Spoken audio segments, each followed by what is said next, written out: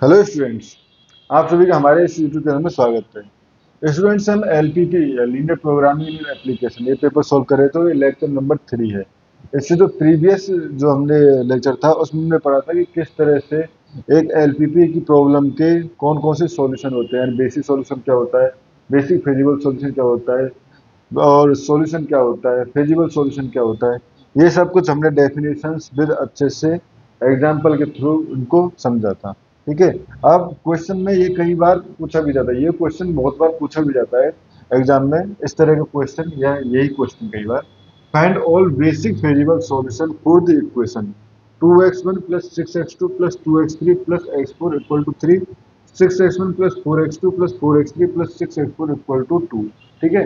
तो इस प्रॉब्लम के सारे बेसिक वेरिएबल सॉल्यूशंस हमें निकालने हैं। ठीक है स्टूडेंट्स।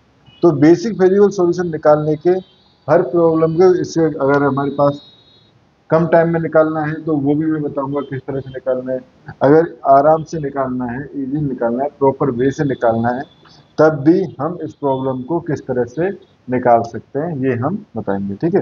तो पहले जनरल वे, यानी जिसमें हमें सब कुछ पता होता है कि क्या इसका सॉल्यूशन एग्जिस्ट करेगा या नहीं करेगा। बेसिक सॉल्यूशन एग्जिस्ट नहीं करेगा तो किस तरह से, और साथ में हम देखेंगे कि वो सॉल्यूशन जो है बेसिक है, फिजिबल है या नहीं।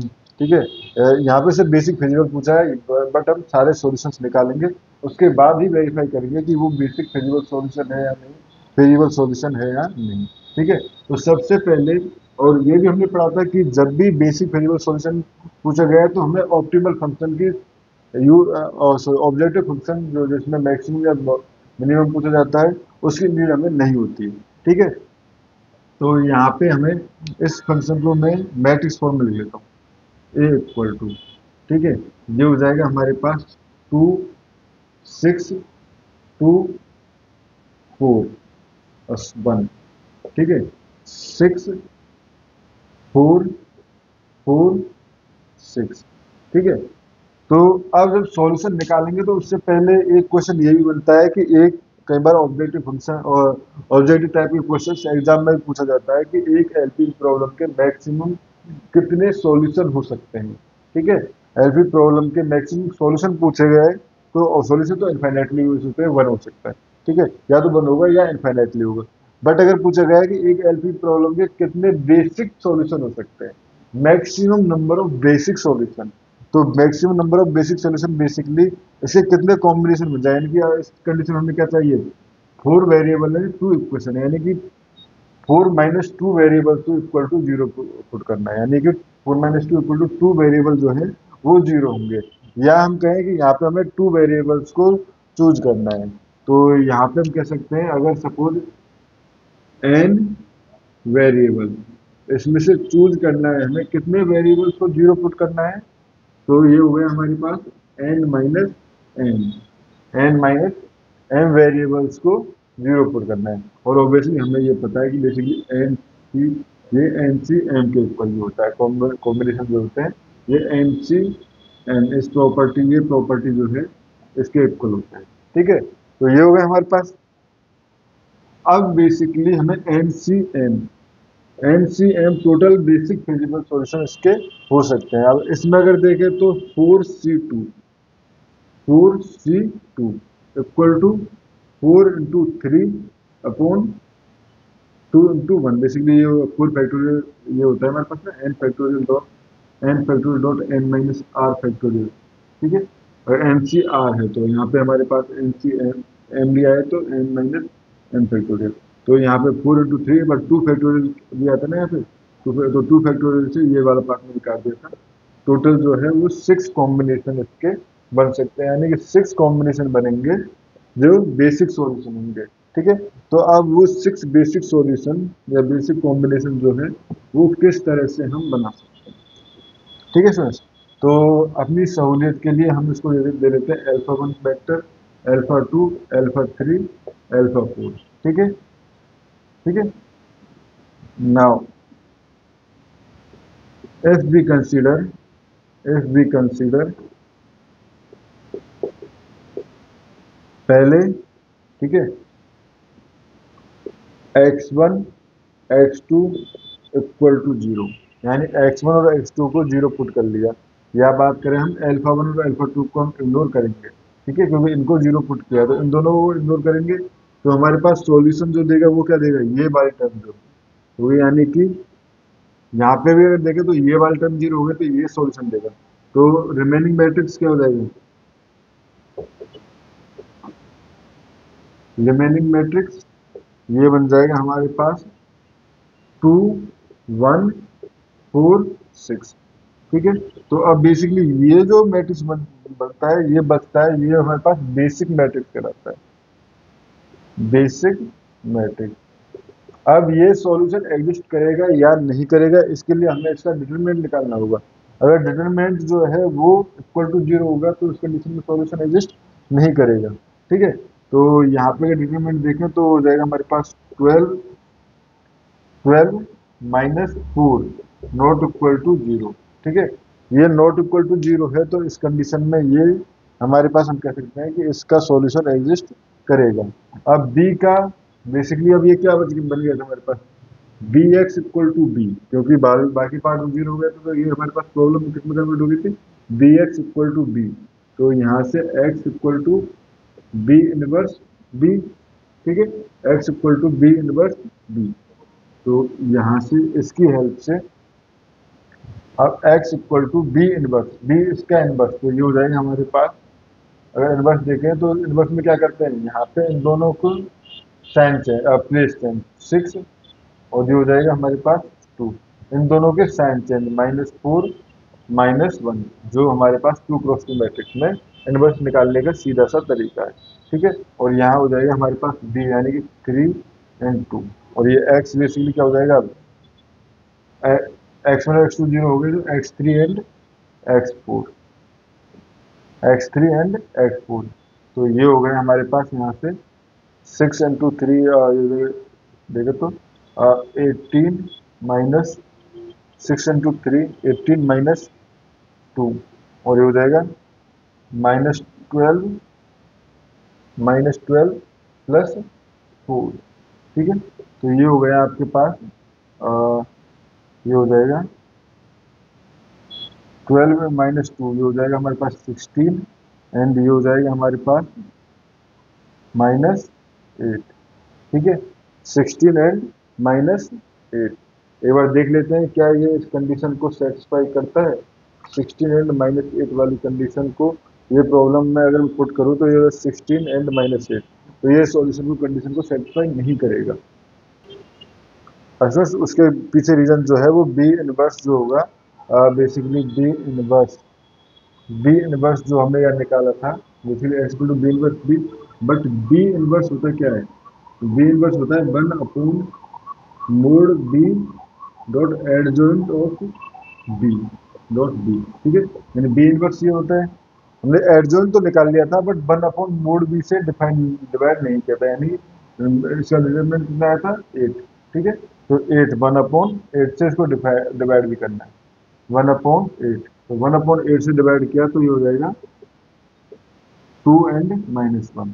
अब अगर देखें तो 2 यहाँ पुट करें तो 4 -1 इक्वल टू 3, एंड यहाँ पुट करें तो 4 यानी 8 -6 इक्वल टू 2, दोनों कंडीशंस को सेटिस्फाई कर रहा है। तो एक सॉल्यूशन आ गया है इसका हमारे पास, यहाँ पे लिख लेते हैं हम सॉल्यूशन जो है हमेशा x1 x2, सॉल्यूशन में x1 x2 x3 x4 सभी वेरिएबल्स को लिखना है, ठीक है। तो ये हो जाएगा हमारे पास 0 0 2 एंड -1, एक सॉल्यूशन ये आ गया, ठीक है। उसके बाद नेक्स्ट सॉल्यूशन की तरफ मूव करते हैं। अब इस बार हमने x1 और x2 को 0 पुट किया था, नेक्स्ट हम पुट कर लेते हैं x2 x1 एंड x3 को, ठीक है। x1 एंड x3 को 0 पुट करेंगे तो हमारे पास बेसिक मैट्रिक्स क्या बन जाएगा, b इक्वल टू x1 और x3 को 0 पुट करेंगे तो 4 6 1 6, जो रिमेनिंग थे वो तो हमारे पास 6 4 एंड 1 6, ठीक है।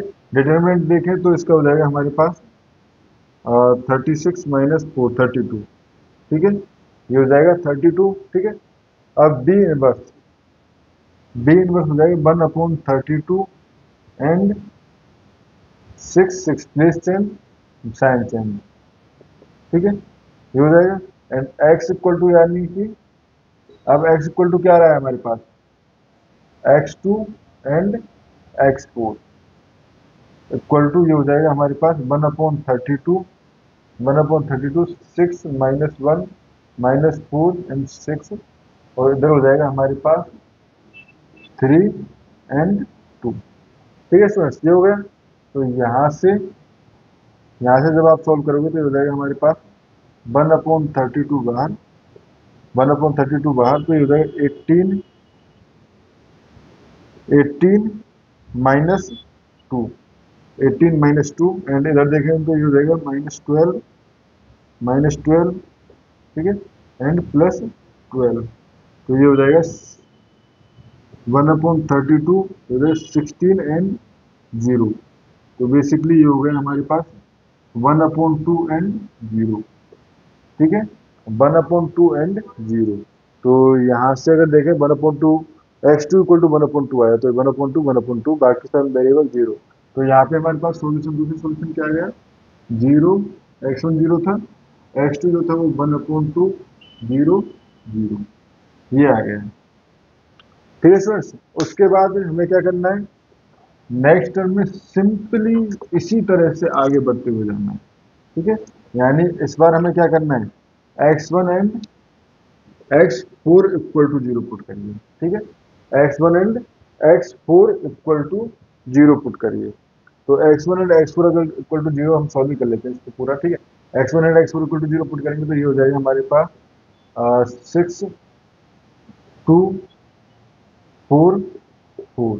ठीक है, डिटरमिनेंट हो गया इसका हमारे पास 10 -8, सॉरी 24 -8, तो ये हो जाएगा 16। ठीक है, तो यहाँ से बी इनवर्स अगर देखें तो सॉरी एक्स इक्वल टू देख रहे हैं, बी इनवर्स बी डायरेक्ट लिख रहा हूँ मैं, 1/16। ठीक है, ये हो जाएगा 6, और ये साइन चेंज, इस पर प्लेस चेंज हो जाएगा 4। ठीक है, एंड 6 -4 -2, और ये हो गया 3 एंड 2। ठीक है, तो यहाँ से ये हो जाएगा हमारे पास 1/16, 1/16 बार रहेगा, तो ये हो जाएगा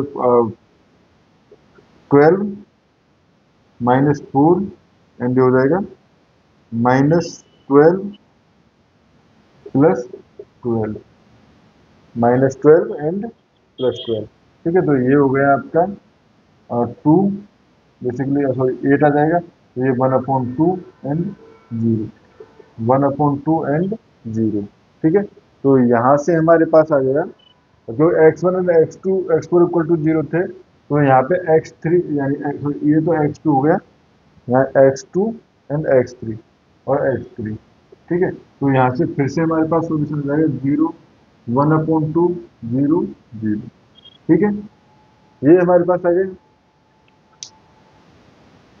उसके बाद नेक्स्ट हमें क्या करना है, x2 एंड x3 को 0 पुट करो, पुट। अब यहाँ पे x2 एंड x3 को 0 पुट करो।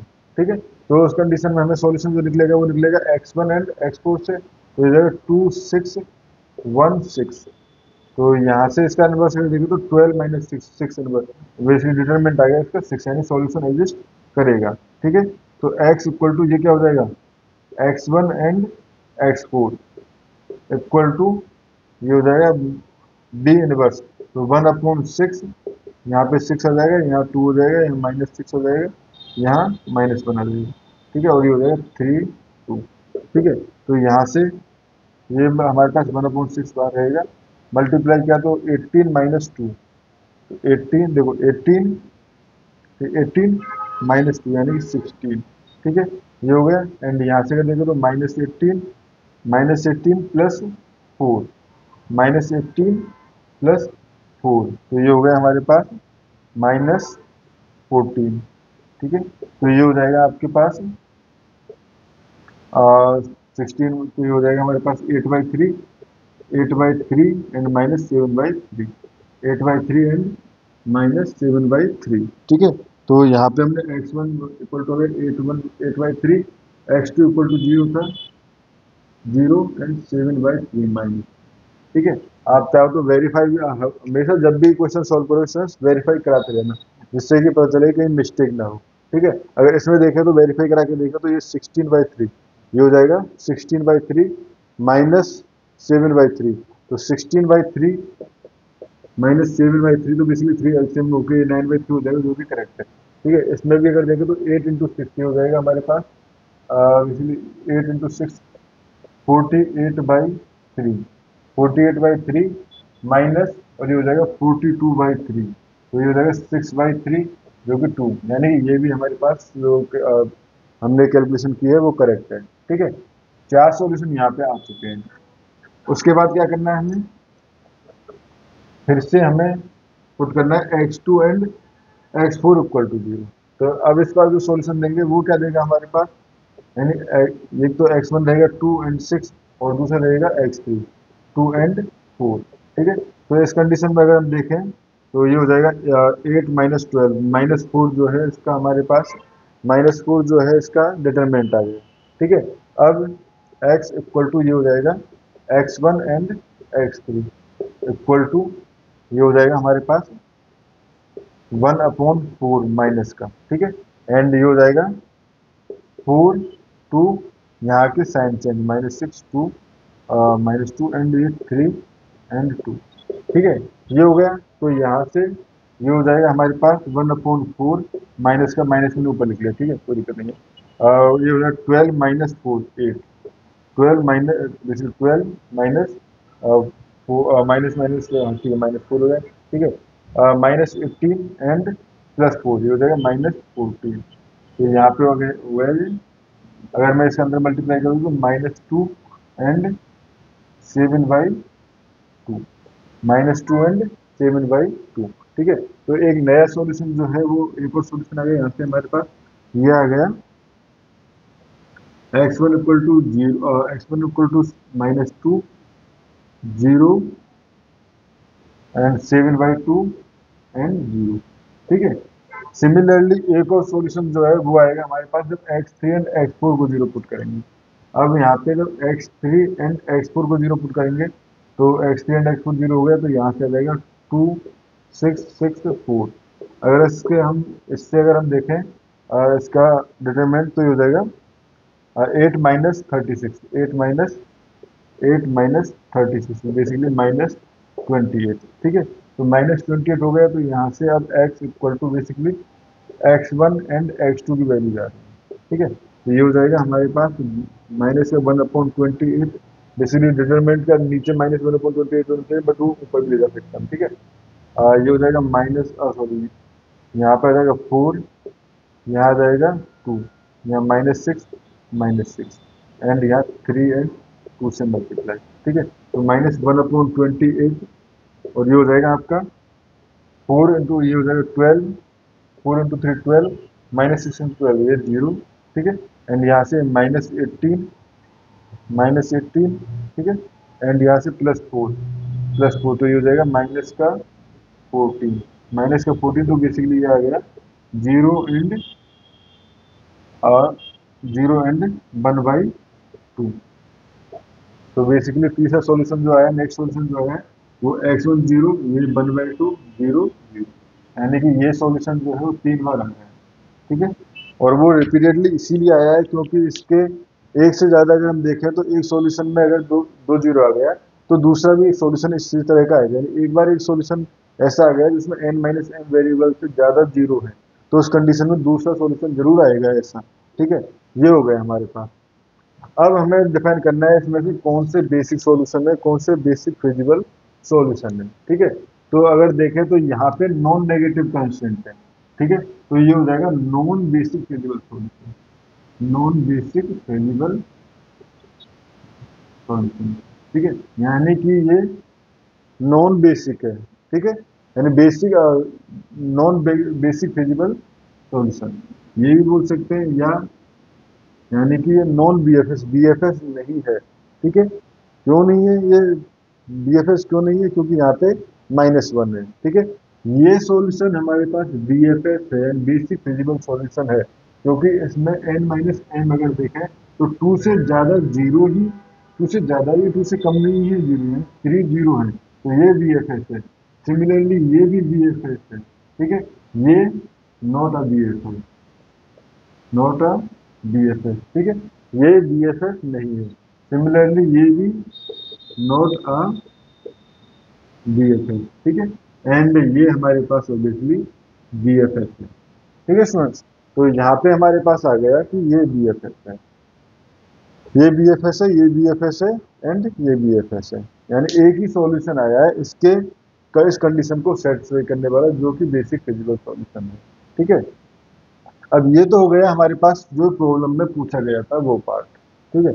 बट अगर कई बार ऐसा भी पूछता है कि कई बार प्रॉब्लम में ऑब्जेक्टिव फंक्शन दे दिया, ठीक है, प्रॉब्लम में ऑब्जेक्टिव फंक्शन गिवन है और पूछा गया है कि आप उसके बेसिक फिजिकल सॉल्यूशन निकालने के बाद ऑप्टिमल सॉल्यूशन निकालिए, ठीक है। तो पहले बेसिक फिजिकल सॉल्यूशन निकालेंगे इसी मेथड से, ठीक है। उसके बाद उसमें देखिए कौन कौन से सॉल्यूशन जो है वो BFS है, ये BFS था, ये BFS था, ये BFS था।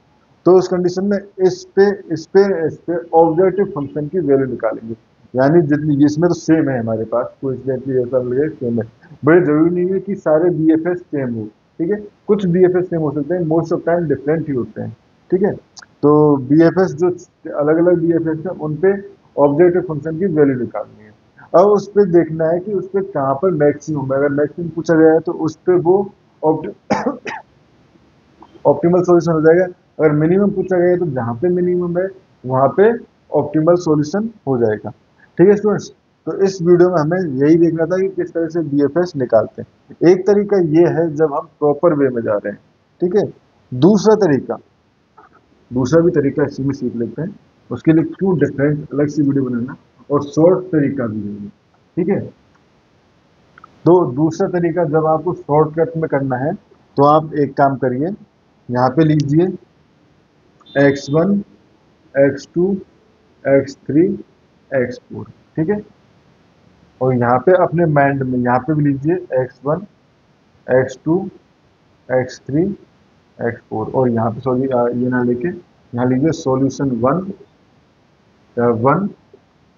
2, 3, 4, 5, 6। काउंटिंग तो पता चल जाएगी ना कितना ही, ठीक है। तो एक बार हमने ये एंड ये जीरो लिए, एक बार हमने x1 एंड x3 को जीरो ले लिए, एक बार x1 एंड x4 को जीरो लीजिए, ठीक है, ये हो जाएगा, ठीक है। उसके बाद ये हो गया। उसके बाद लीजिए आप x2 एंड x3 को जीरो, यहाँ पे x2 एंड x4 को जीरो, एंड लास्ट में सबसे नीचे x3, बेसिकली ये हमारे पास अगर x3 के लिए x3 एंड x4 को जीरो, ठीक है स्टूडेंट्स। इस तरह से अब हमारे पास ये कॉम्बिनेशन बन गए, ठीक है। तो x1 और x2 को जीरो लिया, ये मैं डायरेक्ट सीधा तरीका बता रहा हूँ आपको।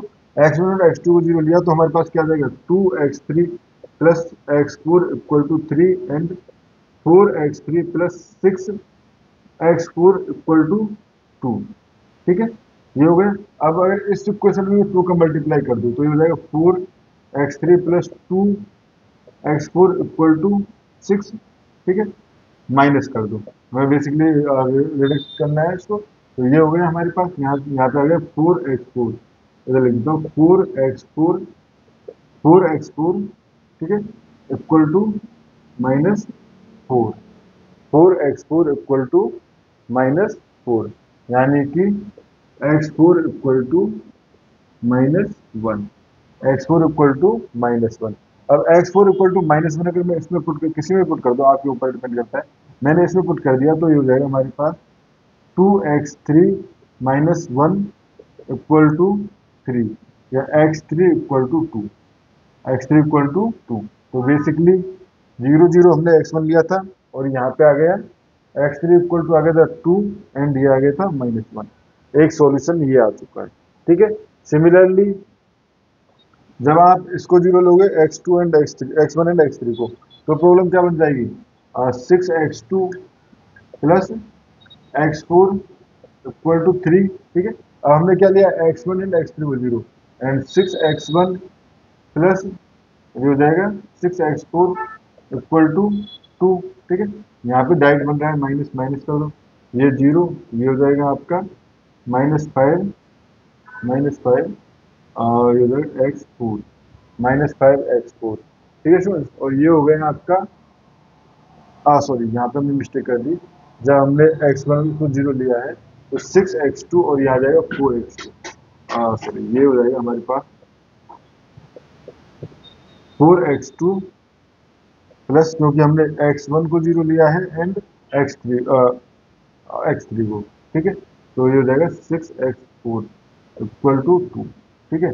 तो अब फिर से हमें वही काम करना है कि किसी ना किसी तरह से इसमें से रिमूव करना है। तो इसमें 6 का मल्टीप्लाई कर लूँ तो ये हो जाएगा 36x2, ठीक है, प्लस 6x4 इक्वल टू 18।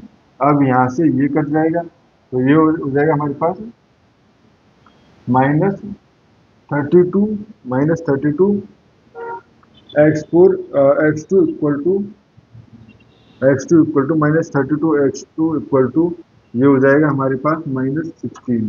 तो ये हो जाएगा x2 इक्वल टू 1/2, जो कि हमारे पास ये सॉल्यूशन है, ठीक है स्टूडेंट्स। तो यहाँ पे आ गया हमारे पास 1/2 एंड 0। इसी तरह से नेक्स्ट टाइम में रिपीट करेंगे जब हम x2 एंड x3 को, सॉरी x1 एंड x4 को 0 कंसिडर करेंगे, उसके बाद x2 एंड x3 के लिए प्रॉब्लम को सॉल्व करेंगे। तो इस तरह से ये सारे सॉल्यूशन जो है वो इस तरह से भी निकाले जा सकते हैं। एक ये भी तरीका है, वो भी तरीका है, ये आपके ऊपर डिपेंड करता है। बट ये तरीका जो है वो थोड़ा फास्ट हो जाता है, वो तरीका थोड़ा लेंथी होता है, ज़्यादा लिखना पड़ता है, ठीक है। तो स्टूडेंट्स ये आपके ऊपर है किस तरह से क्वेश्चन को सॉल्व करते हो, दोनों तरीके आपके सामने हैं। इस वीडियो में हमें इतना ही करना था। नेक्स्ट वीडियो में हम पढ़ेंगे जो है वो है हमारे पास फॉर्मुलेशन ऑफ एलपीपी, यानी कि कोई एलपीपी के क्वेश्चन थे, कुछ क्वेश्चन थे, उनमें हम देखेंगे कि लीनियर प्रोग्राम प्रॉब्लम को किस तरह से फॉर्मुलेट कर सकते हैं, किस तरह से बना सकते हैं, ठीक है स्टूडेंट्स। Thank you.